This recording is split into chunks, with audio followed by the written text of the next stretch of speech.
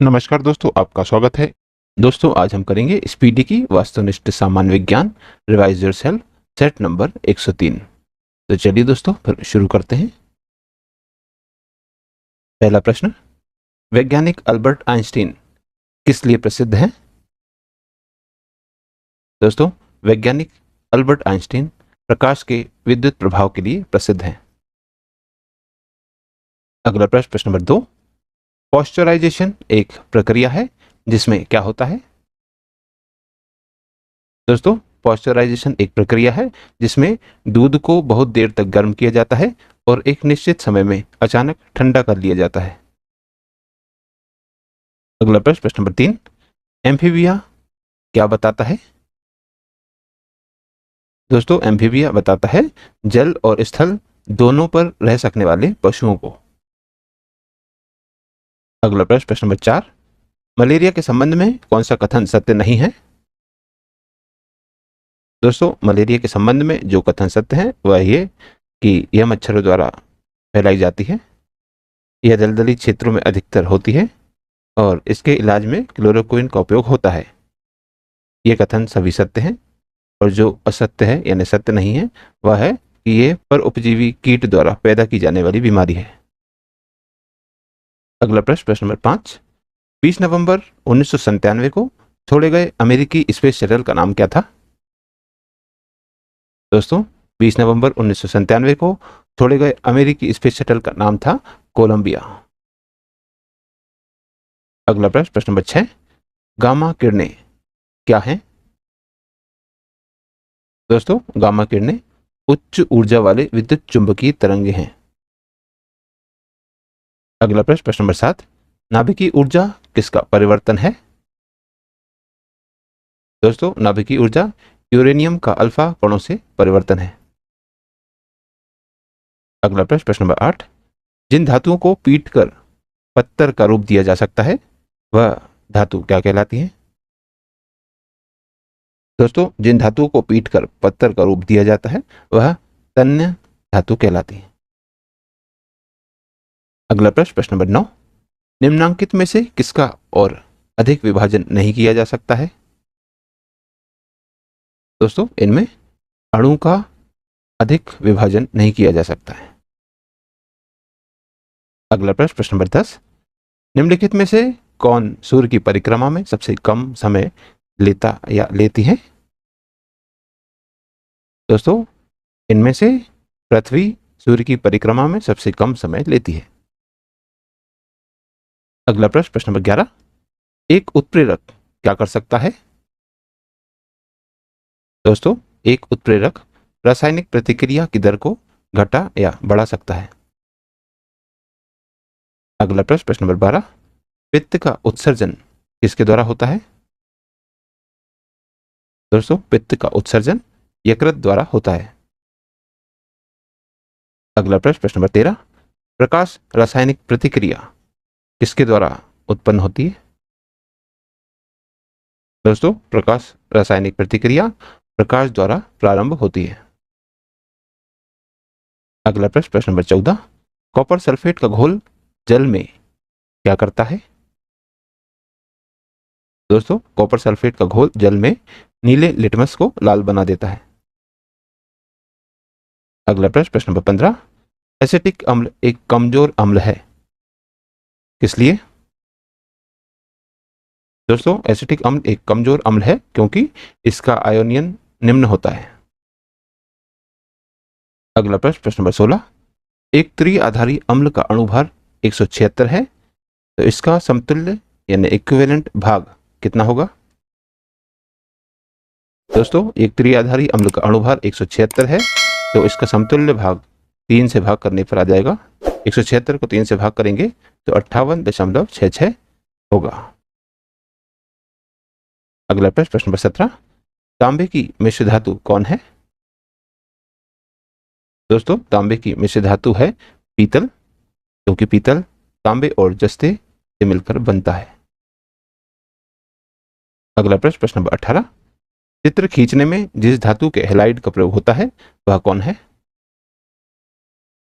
दोस्तों, चित्र खींचने में जिस धातु के हैलाइड का प्रयोग होता है वह चांदी है।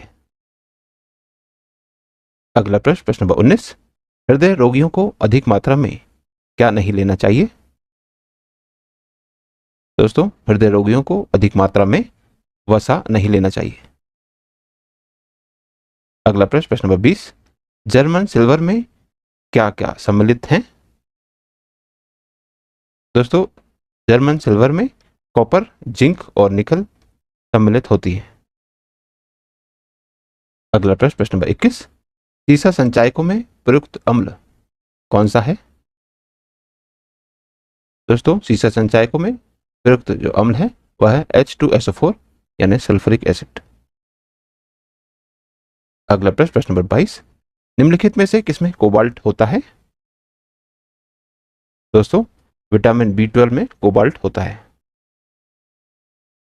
अगला प्रश्न, प्रश्न नंबर 23, पृथ्वी के भूपटल में क्या सर्वाधिक है? दोस्तों, पृथ्वी के भूपटल में ऑक्सीजन सर्वाधिक है। अगला प्रश्न, प्रश्न नंबर 24, जीव विज्ञान का पिता कौन कहलाता है? दोस्तों, जीव विज्ञान का पिता अरस्तु कहलाता है। अगला प्रश्न, प्रश्न नंबर 25, सबसे विशाल जीवित स्तनपायी कौन है? दोस्तों, सबसे विशाल जीवित स्तनपायी है नीली व्हेल। अगला प्रश्न, प्रश्न नंबर 26, बर्फ पर चलते समय किसी को सरकने से बचने हेतु छोटे कदम से चलना पड़ता है क्योंकि शुद्धतर कदम क्या निश्चित करता है? दोस्तों, बर्फ पर चलते समय किसी को सरकने से बचने हेतु छोटे कदम से चलना पड़ता है क्योंकि शुद्धतर कदम बृहत्तर प्रतिक्रिया बल को निश्चित करता है। अगला प्रश्न, प्रश्न नंबर 27, यदि पृथ्वी परिक्रमण बंद कर देती है तो इसकी सतह पर का आभासी मान कैसा रहेगा? दोस्तों, यदि पृथ्वी परिक्रमण बंद कर देती है तो इसकी सतह पर का आभासी मान सभी स्थानों पर एक सा रहेगा। अगला प्रश्न, प्रश्न नंबर 28, द्रव्यमान m का एक ब्लॉक चिकना ऊर्ध्वाधर वृत्ताकार मार्ग से होकर नीचे की ओर फिसलता है तो इसकी गति के दौरान ब्लॉक कैसा रहेगा? दोस्तों, द्रव्यमान m का एक ब्लॉक चिकना ऊर्ध्वाधर वृत्ताकार मार्ग से होकर नीचे की ओर फिसलता है तो गति के दौरान ब्लॉक ऊर्ध्वाधर संतुलन में नहीं रहेगा, क्षैतिज संतुलन में भी नहीं, आर्य संतुलन में भी नहीं। तो इसमें ऑप्शंस डी इनमें से कोई नहीं इसका सही उत्तर होगा। अगला प्रश्न, प्रश्न नंबर 29, किसी पिंड के सभी कण मूल बिंदु से r दूरी पर स्थित हैं। मूल बिंदु से पिंड के द्रव्यमान केंद्र की दूरी कैसी रहेगी?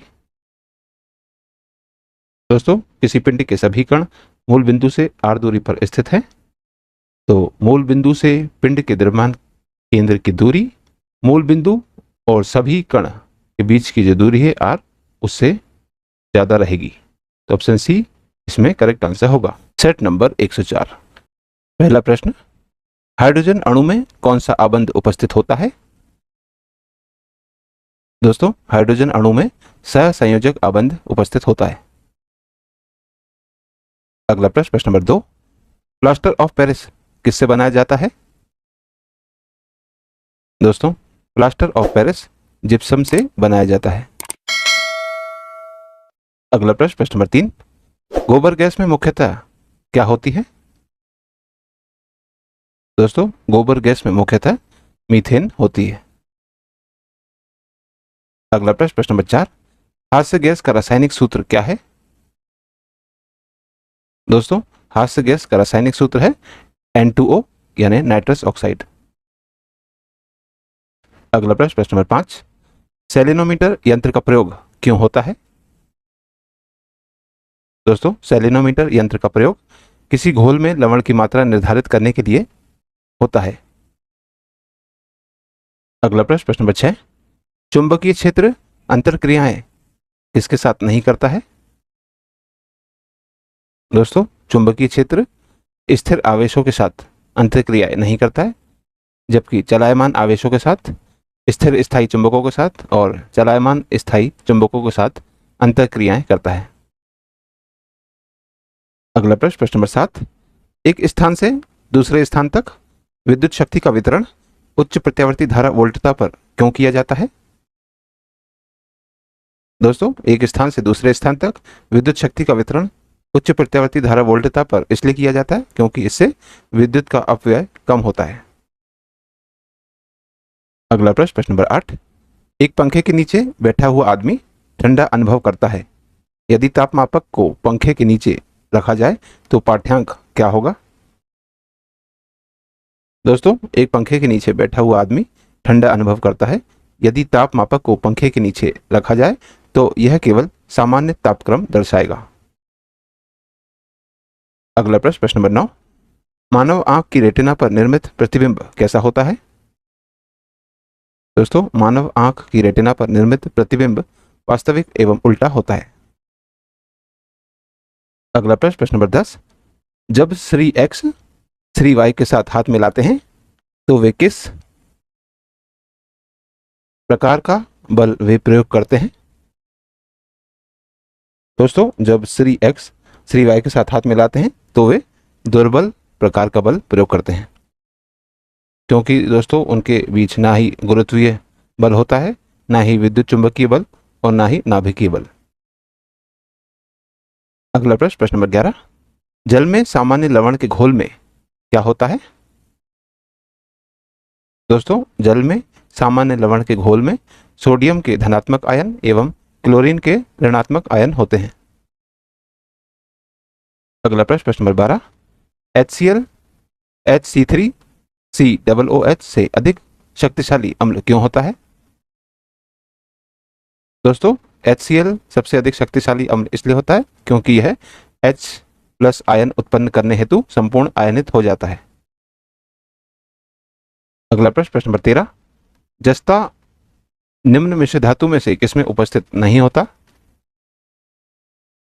दोस्तों, जस्ता कांसे में उपस्थित नहीं होता क्योंकि कांसा तांबे तथा टिन का मिश्रण होता है। अगला प्रश्न, प्रश्न नंबर 14। शुष्क बर्फ कौन कहलाता है? दोस्तों, ठोस कार्बन डाइऑक्साइड शुष्क बर्फ कहलाती है। अगला प्रश्न, प्रश्न नंबर 15। आंध्र हवा में लोहे के मोर्चे में क्या शामिल है? दोस्तों, आंध्र हवा में लोहे के मोर्चे में लोहे द्वारा इलेक्ट्रॉनों की हानि शामिल होती है। अगला प्रश्न, प्रश्न नंबर 16।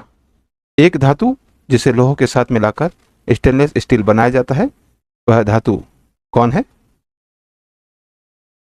दोस्तों, एक धातु जिसे लोहे के साथ मिलाकर स्टेनलेस स्टील बनाया जाता है, वह धातु है क्रोमियम। अगला प्रश्न, प्रश्न नंबर 17। निम्नलिखित में से कौन अलोह धातु है? दोस्तों, एल्यूमिनियम धातु अलोह धातु है। अगला प्रश्न, प्रश्न नंबर 18। निम्नलिखित में से कौन एक रासायनिक अभिक्रिया नहीं है? दोस्तों, इनमें से जल में लवण का घुलना रासायनिक अभिक्रिया नहीं है, जबकि दूध का दही में परिवर्तन होना, काष्ठ का जलना और लोहे में मोर्चा लगना यानी कि जंग लगना, ये सभी एक रासायनिक अभिक्रिया होती है। अगला प्रश्न, प्रश्न नंबर 19। विकासशील उन्नत फसलों में संस्करण क्यों उपयोगी है? दोस्तों, विकासशील उन्नत फसलों में संस्करण इसलिए उपयोगी है क्योंकि अनुकूल जीनों को बढ़ावा देने तथा अनुकूल का निराकरण करने में ये सहायक होती है। अगला प्रश्न, प्रश्न नंबर 20। निम्नलिखित फसलों में से किसमें सबसे अधिक प्रकाश संश्लेषण सक्रियता होती है? दोस्तों, इन फसलों में से गन्ने फसल में सबसे अधिक प्रकाश संश्लेषण सक्रियता होती है।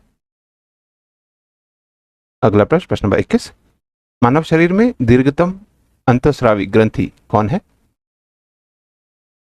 दोस्तों, मानव शरीर में दीर्घतम अंतःस्रावी ग्रंथि है अवटु ग्रंथि यानी कि थायराइड ग्रंथि। अगला प्रश्न, प्रश्न नंबर 22। रेडियम किससे प्राप्त होता है? दोस्तों, रेडियम पिच ब्लेंड से प्राप्त होता है।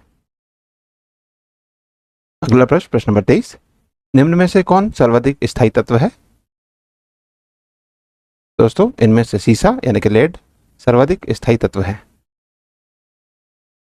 अगला प्रश्न, प्रश्न नंबर 24। जल में घुलते समय CO2 गैस क्या उत्पन्न करती है? दोस्तों, जल में घुलते समय CO2 गैस दुर्बल अम्ल उत्पन्न करती है। अगला प्रश्न, प्रश्न नंबर 25, सिरके का व्यापारिक नाम क्या है? दोस्तों, सिरके का व्यापारिक नाम है एसिटिक अम्ल। अगला प्रश्न, प्रश्न नंबर 26, क्रायोजेनिक्स एक विज्ञान है जो किससे संबंधित है? दोस्तों, क्रायोजेनिक्स एक विज्ञान है जो निम्न तापमान से संबंधित है। अगला प्रश्न, प्रश्न नंबर 27, प्रकाश का तरंगी सिद्धांत किसके द्वारा प्रतिस्थापित किया गया था?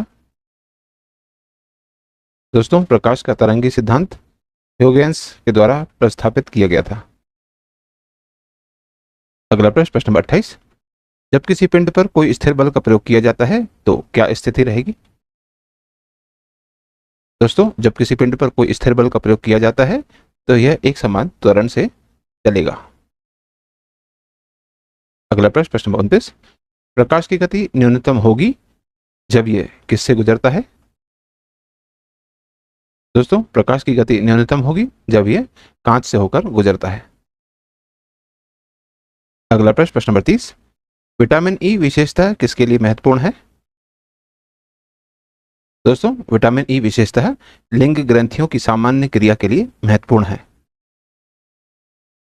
तो दोस्तों, आज की इस प्रश्नावली में कुल 30 प्रश्न थे जो हमारे द्वारा पूर्ण कर लिए गए हैं। और दोस्तों, यदि आप इस YouTube चैनल पर नए हैं तो चैनल सब्सक्राइब कर लीजिए, वीडियो को लाइक किया कीजिए तथा इसे अन्य लोगों के साथ भी शेयर कीजिए। दोस्तों, मिलते हैं अगले वीडियो में अगली प्रश्नावली के साथ। तब तक के लिए नमस्कार।